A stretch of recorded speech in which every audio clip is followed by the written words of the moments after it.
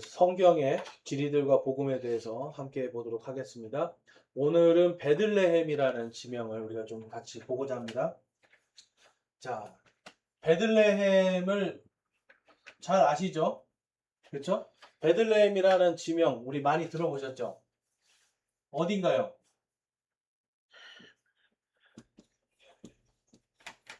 베들레헴이 어딘가요, 여러분? 네? 베들레헴. 우리 기독교인들은 이거 정확하게 알고 있어야 돼요. 베들레헴 어디입니까? 베들레헴. 네. 여기 지명이 어디다, 어디에 위치했다, 이것도 중요한데, 베들레헴 그러면 지금 우리 앞에 사진 한번 보시면, 이 전에 거 사진 보여주세요. 네. 전에 거 사진에. 지금 남자, 여자가 이렇게 나귀를 타고 가는데 별이 하늘에서 딱 이렇게 비치고 있죠. 네. 이게 뭘까요, 여러분? 네. 베들레헴은 예수님 태어나신 곳입니다. 그쵸? 네. 베들레헴 어떤 데라고요? 예. 예수님 탄생지예요, 예수님. 네, 우리가 이 지명 같은 거가 어려운 것들도 많이 나오는데, 특히 이 베들레헴은 제일 중요한 거예요. 이거를 모른다라면, 만약에 이게 빨리 생각이 안 난다 그러면 여러분들이, 아, 내가 아직도 좀, 공부가 부족하구나, 이런 생각을 하셔야 돼요. 그래서 베들레헴이라는 이 지명, 특별히 이제 이곳이 어떤 곳이었는가 오늘 살펴볼 건데, 주제를 제가 적어놨습니다. 한번 읽어볼게요. 베들레헴 옆에 있는 거요. 시작. 슬픔의 땅이 하나님의 풍성한 구속의 땅으로 변하다. 네, 베들레헴이 슬픔의 땅이었는데 풍성한 구속의 땅으로 바뀌게 된다라는 걸 이렇게 볼 수가 있어요. 자, 그래서 이 베들레헴은 원래 거기 이제 사진에 보시면 예루살렘 남쪽에, 사실 이 예루살렘은 베냐민 지파의 땅입니다. 그런데 이제 유다 지파가 거기서 이제 유다 지파의 다윗이 그곳에서 왕으로 통치하면서 예루살렘이 중심인 것 같지만 사실은 그 밑에 이제 베들레헴이나 이런 지역들이 이 유다 땅으로서 굉장히 중요한 역할들을 성경에서 보면 하고 있는 걸 볼 수 있고요. 이제 우리가 오늘 본 사사기에서는 입산이라는 재판관이 나옵니다. 그러니까 사사기라는 뜻이 있어요. 사사기. 성경에 보면 사사기. 사사기 들어보셨어요? 성경에 있는 사사기. 네.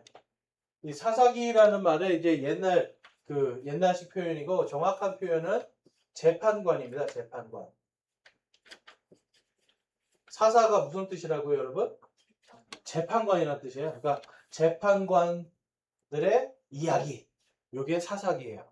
그래서 이 재판관이라는 게 그러면 재판만 하는 것인가? 네.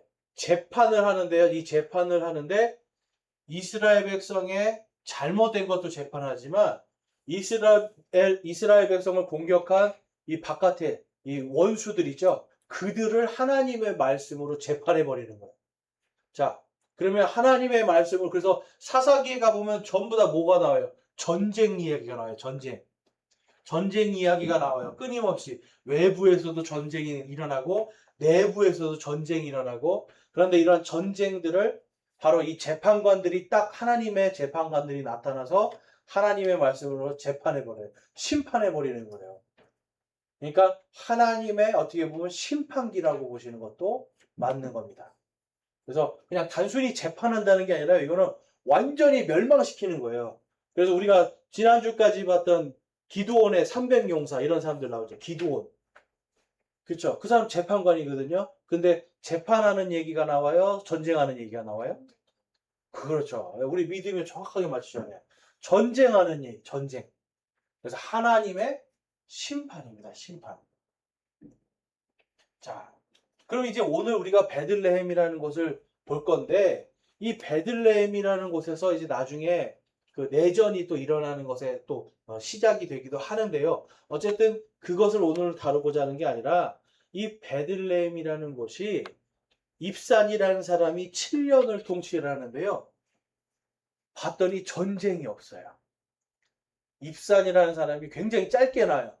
이 사람 그냥 유명하지도 않은 재판관이에요. 근데 여러분 성경에서 성경책이 길어지거나 뭔가 유명해지잖아요. 그러면 반드시 무슨 일이 일어나냐면 회개하고 징계받는 일들이 나옵니다. 그래서 신약 성경에서도 보면 고린도 전후서 엄청 길잖아요. 왜 그래요? 네, 고린도 교회가 잘못하니까 길게 써져 있는 거예요. 로마서도 길거든요. 왜 길까요? 잘못한 게 있어서 그만큼 길어지는 거예요. 그러니까 성경에서 보면 어떻게 보면 이름만 한 줄 나와서 그가 있었더라면 그 사람이 진짜 훌륭한 사람이에요. 또 이름이 없는 대언자들도 나오죠. 그러니까 이름이 없다. 그러면 그것도 굉장히 훌륭한 사람들이에요. 사실은. 자, 그런데 이제 이 입산이라는 사람이 7년 동안 이 베들레헴 출신이에요. 베들레헴 출신의 입산이라는 사람이 7년 동안 통치를 하는데 단 한 번의 전쟁이 일어나지 않습니다. 여러분, 하나님께서 왜 심판하고 왜 전쟁을 하는가? 그거는 타락에서 주로 와요. 타락 플러스 죄, 우상숭배하고 하나님이 하라는 거 하지 않고 이러면 하나님께서 반드시 심판하시는 것을 성경에서 계속 보여줍니다. 자, 그러면 이 베들레헴이라는 도시에서 지금 7년간의 평화가 있었잖아요. 그렇죠? 이 땅이 원래는 어떤 땅이었고 왜 이 땅이 평화와 풍요의 땅으로 그리고 나중에 구원의 땅으로 되는지를 함께 보도록 하겠습니다. 자, 사사기 12장 9절에서 10절까지 말씀 같이 한번 읽겠습니다. 시작. 입다 이후에는 베들레헴의 입산이 이스라엘을 재판하니라. 그에게 아들 30명과 딸 30명이 있었는데 그가 딸들은 다른 곳으로 보내고 아들들을 위하여 다른 곳에서 딸 30명을 데려왔더라. 그가 7년 동안 이스라엘을 재판하니라. 입산이 죽어서 베들레헴에 묻히니라. 아멘. 자, 그래서 입산이라는 사람이 있는 동안 풍요로웠습니다. 보세요, 여러분. 아들이 몇 명 있었대요? 아들이 30명. 딸이 몇 명이래요? 딸이 30명. 그럼 총 몇 명 난 거예요? 60명. 와. 여러분, 근데요. 전쟁이 있고 막 세상이 복잡한데 이렇게 자녀를 많이 낳을 수 있을까요? 절대 그럴 수 없어요. 지금 이게 평안하고 뭔가 평화를 누리는 시절이기 때문에 이렇게 많은 자녀들을 낳습니다. 우리 자매님들이 이때 태어나셨으면 진짜 엄청 고생하셨을 거예요. 그쵸? 자녀를 60명이나 낳고, 야, 대단합니다, 진짜. 그쵸? 그러니까 이 입산이라는 사람이 있던 시절에는 하나님이 이 베들레헴 출신이거든요.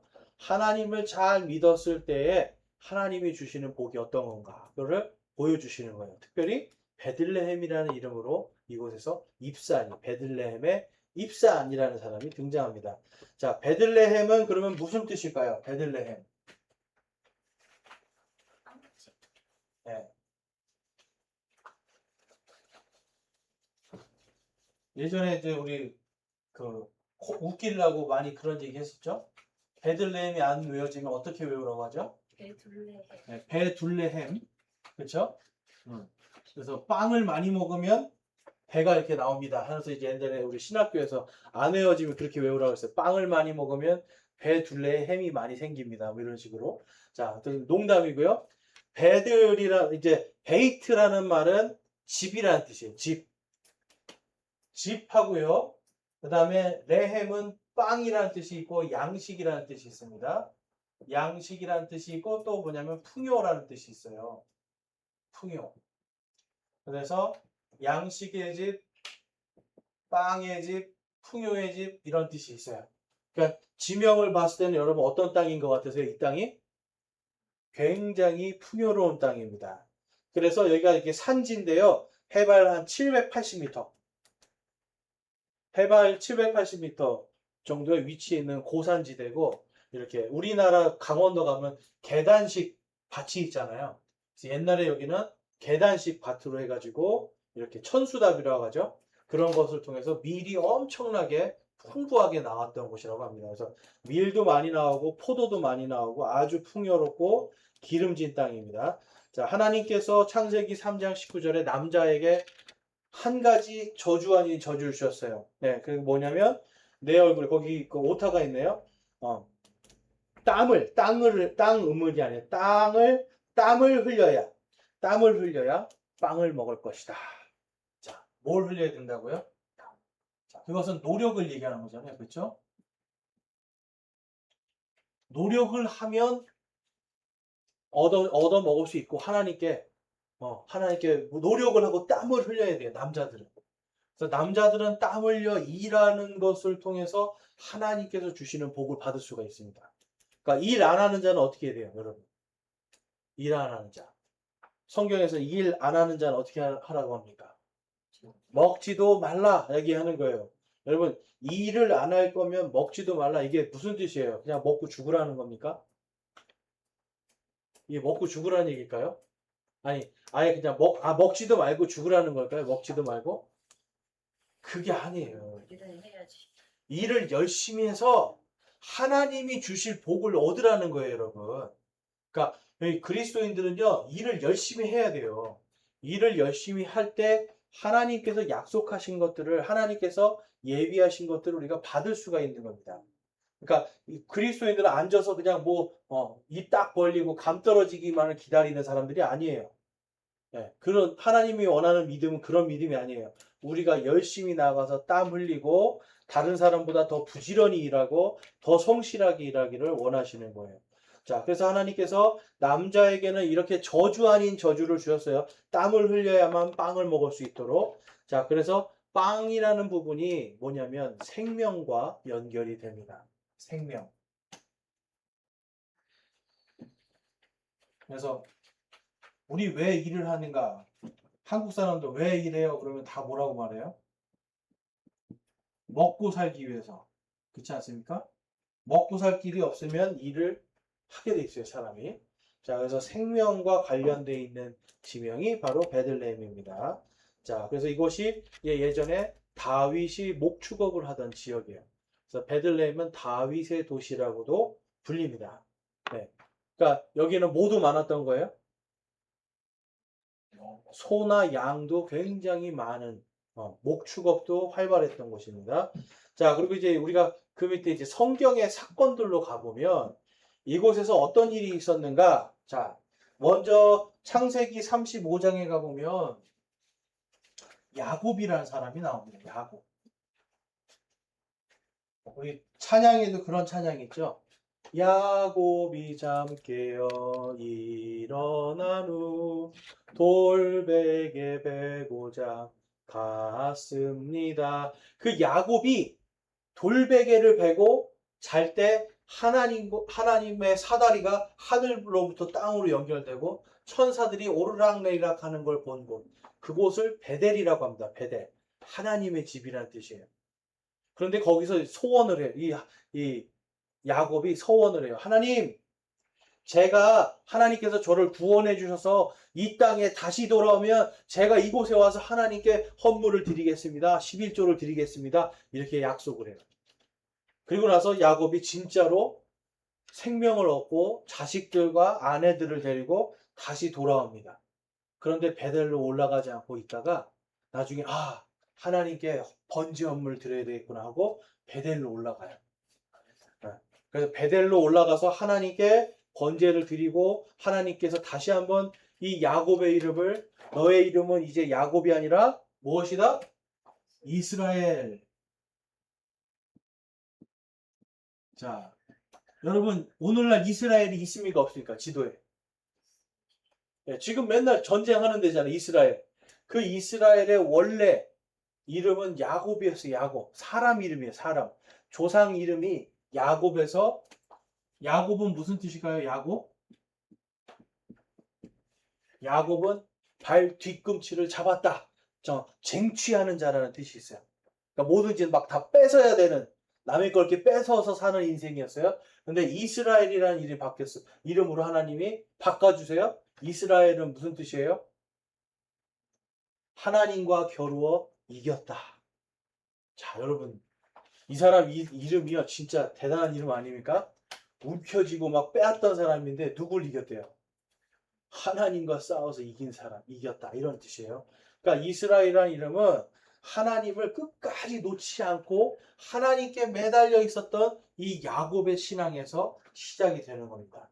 자, 그래서 이 야곱이 이스라엘이라는 이름을 받고 그 다음에 다시 자기가 원래 있던 곳으로 이제 베델에서 내려와서 가는 길에 이 베들레헴에서 자신이 가장 사랑했던 아내 라헬이 난산을 하게 됩니다.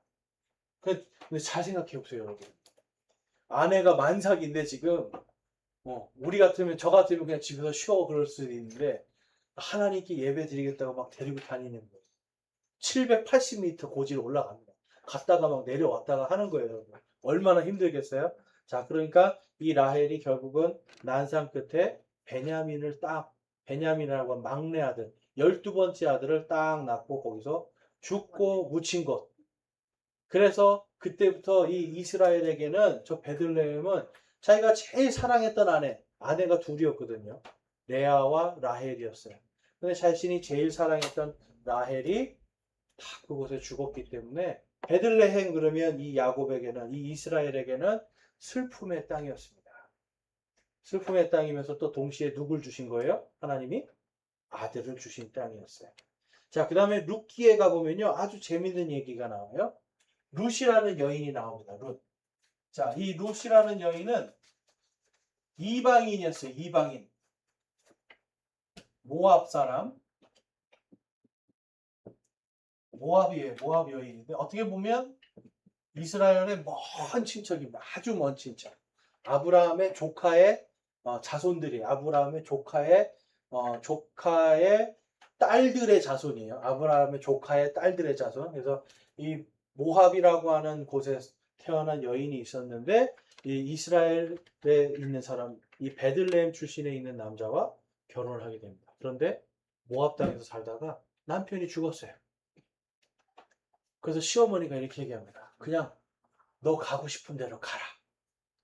너 가고 싶은 대로 가라. 그랬는데 룻이 뭐라고 그래요? 어머니의 하나님이 내 하나님입니다. 어머니의 하나님. 어머니 하나님이 아니라 어머니의 하나님이에요, 여러분. 바로 시어머니의 하나님의 내 하나님입니다. 자, 여러분 아들 가지신 분들은 믿음으로 그만큼 여러분들이 잘 서셔야 돼요. 네, 이게 그 부모님들이 우리 자녀들이나 여러분들의 며느리라든지 가족들이 당신의 하나님이 내 하나님입니다. 이렇게 만드셔야 돼요. 이 정도 돼야 되는 겁니다. 믿음이. 그래서 믿음의 좋은 본을 그 시어머니가 어떻게 보였는지는 성경에 나오지 않지만 이 룻이라는 여인이 어머니 하나님, 저의 하나님입니다. 라고 해서 그래서 다시 베들레헴으로 돌아옵니다. 근데 누가 없어요, 지금? 누가 없는 거예요? 남편이 죽어서 베들레헴에 왔잖아요. 그럼 누가 없는 거예요? 남편이 없잖아요. 그럼 대가 끊기는 거잖아요. 그렇죠? 대가 끊기는 건데 하나님은 이스라엘 백성에게 독특한 법 하나를 허용해 주신 게 뭐냐면 바로 친족 대속이라는 게 있어요. 자, 친족 대속이라는 거 저희 교회에서는 매년 제가 말합니다. 매년. 우리 성경 성경 읽기 할 때. 친족 대속이라는 걸 제가 계속 말씀을 드려요. 친족 대속이 뭘까요? 친족 대속. 이 굉장히 중요한 성경의 교리 중에 하나예요. 친족은 무슨 뜻입니까? 김철수 형제님. 친족. 그렇죠. 같은 같은 형제들, 같은 집안 사람이 대신 속량이를 해주는 거예요. 이게 뭐냐면 만약에 사촌이 죄를 졌어요. 그러면 그 다른 사촌 중에 한 사람이 대신 그 죄값을 물어줘서 감옥에서 빼내줘야 되는 게 법이었어요. 그리고 뭔가 문제가 생겨서 빚을 많이 져서 남의 집에 종으로 팔려갔어요. 그러면 친척 중에 돈 많은 사람이 가서 아이고 우리 저기 사촌 아무개 종살이에서 풀어주십시오 하고 돈을 주고 그 사람을 데리고 와야 돼요. 자, 전쟁에서 내 친척이 잡혀갔어요. 포로로 잡혀갔어요. 그럼 어떻게 해야 돼요? 어떻게 해야 됩니까? 내 친척이 포로로 잡혀갔어요. 그죠? 가서 전쟁에서 포로된 걸 빼와야 돼요. 아브라함이 그걸 했단 말이에요. 조카 룻에게. 조카 롯에게. 자, 그래서 그 조카를 데리고 오고 살려주고, 그러니까 이게 뭐냐면 전부 다 생명이랑 관련이 있습니다. 생명. 그래서 이 룻의 남편의 먼 친척인 보아스라는 사람이 있었는데 모든 친척들이 다 반대를 하는 거예요. 아니, 야, 봐. 지금 이 모함 여인이 남편이 없어. 그런데 지금 우리 집안이야. 집안에 대가 끊기면 안 되잖아. 그러니까 누구든지 가서 이 여인에게 당신의 씨를 줘라. 그러니까 이게 참 굉장히 그 당시로서 지금으로 생각하면 참 말도 안 되는 법인데 그 당시에는 대를 가야 되기 때문에 특별히 하나님께서 이 대를 이어지는 걸 통해서 메시아가 태어나게 하시기 위해서 그리고 여인의 씨를 통해서 여인의 후손을 통해서 메시아가 와야 되기 때문에 이러한 친족대속이라는 법을 세웁니다. 그래서 보아스라는 사람하고 결혼을 하는 게 아니라요. 그냥 자신의 씨만 주는 거예요. 그래서 룻이 보아스를 통해서 임신을 하게 됩니다. 굉장히 복잡한 얘기죠. 그런데 뭐가 안 끊기는 거예요? 대가 끊기지 않고. 이 집안에서 그 다음에 오벳이라는 사람이 나와요. 오벳을 통해서 이세라는 사람이 나오고 이세라는 사람을 통해서 다윗이라는 사람이 나오고 다윗의 집안에서 누가 태어나요? 예수 그리스도가 태어나요. 여러분 이 사건이요. 그냥 보통 사건이 아니에요. 이방 여인을 통해서 이스라엘의 구원자가 태어나고요. 이스라엘의 진정한 왕이 태어나는 거예요. 하나님은요. 구원에 있어서 그리고 복음에 있어서 혈통을 따지지 않겠다라는 겁니다. 이방인도 구원받을 수 있는 이방인이 생명을 가질 수 있게 되는 거예요. 그래서 미가서 5장 2절에 가보면 대언자 미가가 예수님이 어디서 태어날 건가 정확하게 예언을 해놓습니다. 유대 땅 베들레헴에서 태어날 것이다. 예수님이 태어나기 지금 수백 년 전이에요. 수백 년 전에 이미 베들레헴에서 예수님이 태어날 거다 예언됐고요. 마태복음 1장과 2장에 가보면 그 예언이 성취가 됐다는 것을 우리에게 보여줍니다. 여러분 성경에 있어서 이 베들레헴은요. 그래서 처음은 슬픔의 땅이었는데 나중에는 무슨 땅으로 바뀌어요? 대속과 구원의 땅으로 바뀝니다. 대속과 구원의 땅으로. 그래서 성경적으로 이 예수 그리스도의 계보가 여기 베들레헴을 통해서 쭉 해서 내려오고 예수님께서 여러분 이 친족 대속이라는 말에 제가 거기 써놓지는 않은데요. 중요한 포인트가 하나 있어요. 어떤 사람들은 이렇게 생각합니다. 예수님은 하나님이래요. 그래서 하나님이 사람인 척하고 오셨대. 사람인 척하고 그러니까 사람 모습을 가진 약간 유령처럼 사람인 척하고 오셔가지고 아프지도 않고 피 흘릴 것도 없는데 그냥 아픈 척하고 피 흘리고 죽었다 이렇게 하는 사람들이 있거든요. 하나님인데 아팠겠냐 이런 생각하시는 분도 있어요. 이건 제가 실제로 그런 말 들어본 적도 있어요. 근데 여러분 그러면 친족입니까 아닙니까? 자, 인간하고 원숭이는 친족이 아니에요. 그렇죠? 100% 다른 종이에요. 100%. 자, 그런데 예수님이 진짜 인간으로 오셔서 인간의 피를 흘리면서 인간을 위해서 죽으셨어요. 친족입니까? 아닙니까? 이게 친족이에요. 100% 완전한 사람의 몸을 오시고 사람의 피를 가지고 직접 우리와 똑같은 혈액형을 가지고 거기서 피 흘려 죽으신 걸 통해서 이제 그 피로 우리의 모든 죄가 다 용서를 받는 거예요. 그걸 우리가 뭐라고 그래요? 그걸 대속이라고 하는 거예요. 대속. 대신 속죄. 예수님이 우리 인간의 몸, 진짜 인간의 몸을 오셔서 우리를 대신에 피를 흘려주심으로 이제 우리는 피 흘리지 않아도 된다. 우리는 이제 죽지 않아도 된다라고 하는 구원이 성립이 되는 겁니다. 그러니까 예수님이 그냥 다른 존재로 오면 구속이, 이 대속이라는 것이 성립이 안 돼요. 천사가 여러분들을 위해서 죽어줄 수 있을까요? 여러분? 천사 어떨까요? 천사 여러분을 위해 죽을 수 있을까요? 흥미로운 사실은 천사는 절대 죽지 않습니다. 죽지 않는 존재입니다. 그래서 죽을 수가 없어요. 하나님은 죽을 수 있나요? 하나님도 절대로 죽지 않는 존재죠. 하나님이 인간이 되셔야 되는 이유가 그거였어요. 하나님이 진짜 인간이 되시고 인간으로서 피 흘려 죽으셔야만 인간 안에 있는 이 죄의 모든 사슬이 끊어져 버리는 거예요. 죄가 다 용서받을 수 있게 되는 겁니다. 그래서 예수님이 이 구원의 역사가 베들레헴을 통해서 나타나는 걸 볼 수가 있습니다. 자, 출애굽기 34장 20절 말씀 같이 한번 읽을게요. 시작. 그러나 그것을 대속하지 아니하려면 그것의 목을 꺾을 것이며 내 아들들 가운데 처음 난 자들을 다 대속할지니라. 아멘. 여기서 보시면 뭐라고 그래요? 대속하려면 뭘 해야 됩니까?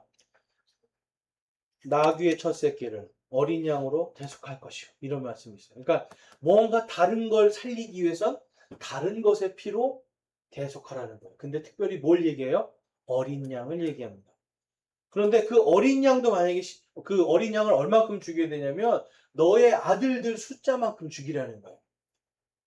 여러분 그럴 바에는 차라리 그냥 나귀 새끼 하나님께 드리는 게 낫겠죠. 자, 아들들의 숫자만큼 피 흘리게 하는 것이 대속의 원칙이었습니다. 자, 그 다음에 요한복음 1장 29절 같이 읽겠습니다. 시작. 다음날 요한이 예수님께서 자기에게 오시는 것을 보고 이르되 세상 죄를 제거하시는 하나님의 어린 양을 보라. 자, 예수님께서 하나님의 어린 양으로 오십니다. 뭘 위해서요? 대속을 위해서. 대속의 어린 양으로 예수님이 오시는 거예요. 이 대속을 위해서. 자신의 생명을 주기 위해서.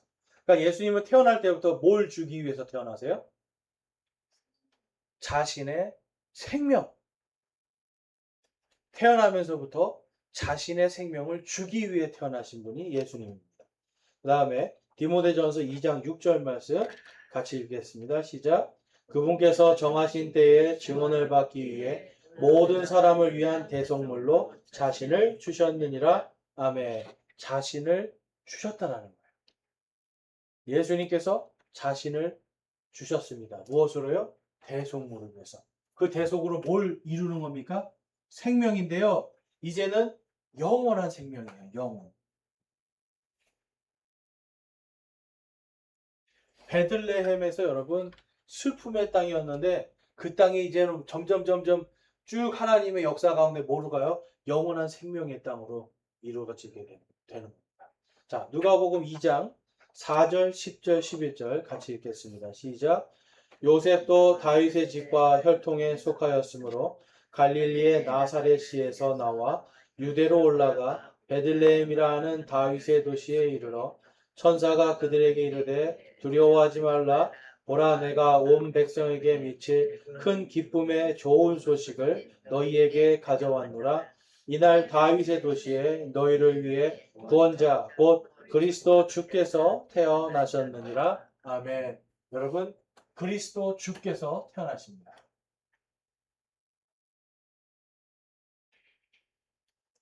예수 그리스도께서 어디서 태어나셨어요? 여러분? 베들레헴에서 태어나는 거예요.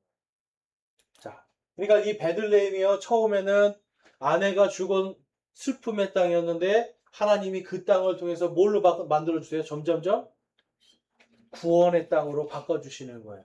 그래서 베들레헴이 무슨 뜻이라고요, 여러분? 베들레헴? 그냥 단어로만 보면